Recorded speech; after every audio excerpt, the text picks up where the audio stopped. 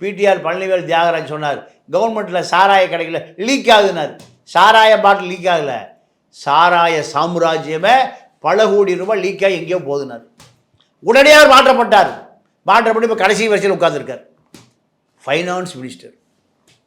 உலக வங்கியில் உலக வங்கி தரத்தில் ஒரு தனியார் வங்கியில் துணைத் தலைவராக அமெரிக்காவில் இருந்த ஒரு ஆங்கிலேய பெண்மணியுடைய கணவர் இப்போ எங்கே இருக்கார்? கடைசி பெஞ்சில் நிற்கிறார். ஏன்? செந்தில் பாலாஜியை நோக்கி, இந்த டாஸ்மார்க்கை நோக்கி எந்த குற்றச்சாட்டும் சொல்லக்கூடாது. சொன்னால் கடைசி பெஞ்சுக்கு தான்.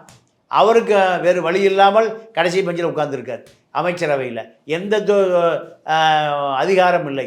ஐடி துறையில் ஏப்பா எங்களுக்கு எந்த அதிகாரம் இல்லைப்பா, எல்லாம் போய் கேட்டுக்கன்னு சட்டசபையிலே அவருடைய ஆதங்கத்தை வெளிப்படுத்துகிறார். அப்போது விசாகன் திருடுவதற்காகவே, கொள்ளையடிப்பதற்காகவே ஜெயமுருகன் உளியின் ஓசை திரைப்பட தயாரிப்பாளர் கருணாநிதிக்காகவே எடுத்தார், இந்த லைசன்ஸுக்காகவே எடுத்தார் உளியின் ஓசை. அதே போல் ஜெகத் ரட்சகன் 1000 கோடி ரூபாய் மத்திய அரசு ஃபைன் போட்டிருக்கு. எத்தனை லட்சம் கோடி கொள்ளையடிச்சிருப்பார். கல்வி கொள்ளையன்